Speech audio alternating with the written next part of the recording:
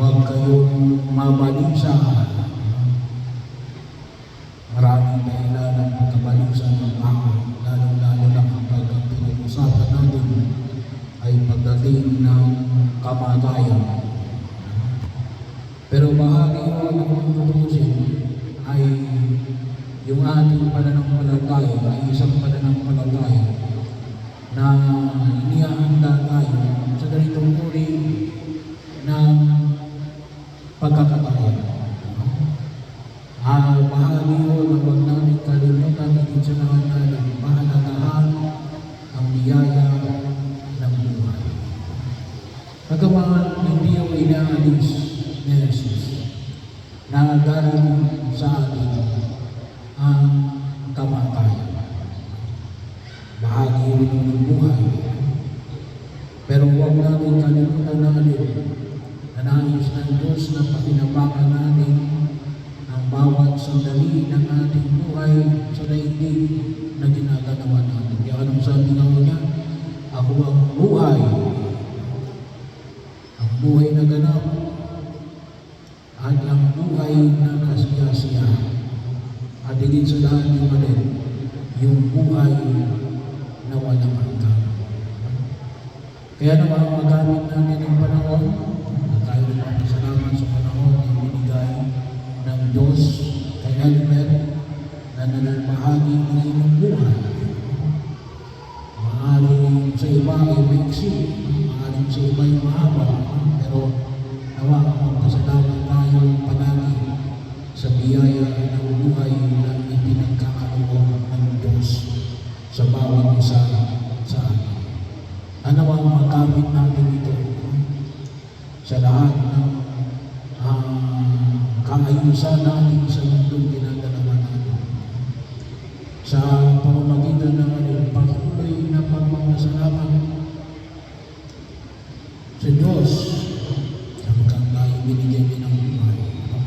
Magpasalamat tayo sa mga tao nagiging kasama natin kung bakit tayo ay may buhay, sa ating mga magulang, sa mga naging kabahagi ng ating buhay sa daigdig na ginagalawan natin, sapagkat nagiging makahulugan daw ang buhay na ito gawa ng mga tao nagiging kasama natin at nagiging katulong natin sa pagtahak natin sa daigdig na ito.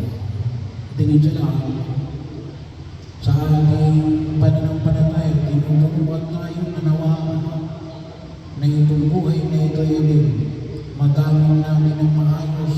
Kaya ngayong pamatayan na Jesus, pagamat sabi nga natin na alipin yung mga utos na yan, yung mga utos na ipinahayag sa atin sa isang utos, magsimba ka pag-araw ng linggo, huwag kang makikiapid, huwag kang magnanakaw, huwag kang magsisinungaling, para ilayo tayo sa katahamakan.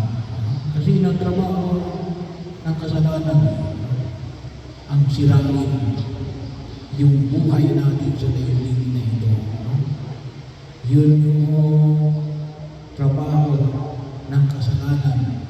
Wasakin ang biyaya na ipinagkaloob ng Diyos mula sa atin.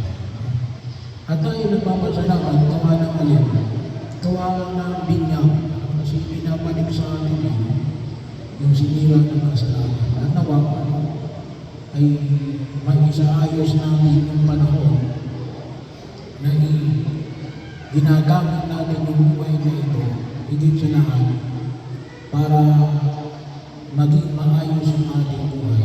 Tulad ng bawa natin, humingi tayo ng tawad kapag tayo nagkasala. Mag-umpisa tayo para bahagi na tayo ay patawarin ng pumikapal at makapagsimula ng bago. Pagkakataon din na kung saan ay makakalago natin, patawarin natin yung mga tao nagkasala sa atin. Kasi bakit mahirap mabuhay sa daigdig na ito natin, puno ng sama ng loob.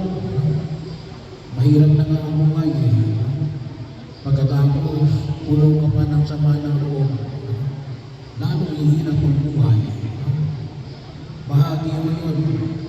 Huwag kayong mag-alala kasi ang turo din ng ating pananampalataya din, yung mga tao may utang sa iyo, babayaran nila yan, may katarungan.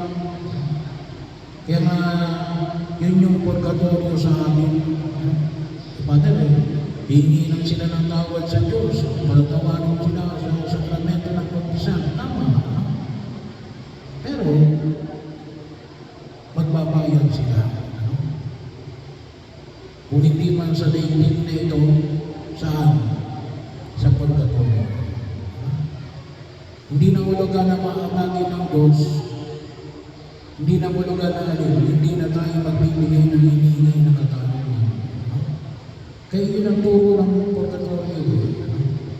Na kung minsan, hindi tinatanggap ng iba. Papayag ka ba dahil yung mga taong nagwalang iya sa iyo, hingi lang ng tawad. Pagkatapos ay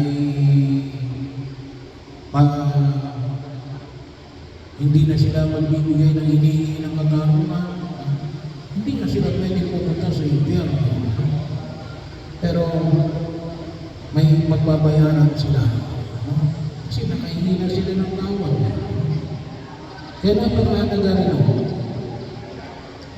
yung patuloy nating paanyaya. Ang umpisa tayo, kahit pa lamang sa panahon ng Kwaresma, sa panahon ng Adbyerto. Kung mayroon tayong pagkakasala, mag-umpisa tayo kaagad. Kasi paghahanda natin yun, na tayo higit na mapatawad. At least, alam natin na sabi nga ni Jesus, huwag kayong mabahala. Bakit? Maraming silid sa bahay ng aming Ama at ipaghahanda ko kayo ng matitira. Kaya yun ang pinangahawakan natin ng bawat binyagan ay inihandaan ng Diyos na silid doon sa langit. Nasa atin na lamang kung yun ay gusto natin. Sabi nga, kasi kahit na gusto tayo iligtas ng Diyos, at kahit na ayaw niya tayo mapahamak, ay hindi niya tayo pipilitin. Kasi isa rin sa biyaya na pinagaloob ng Diyos sa atin, yung kalayaan na pumili.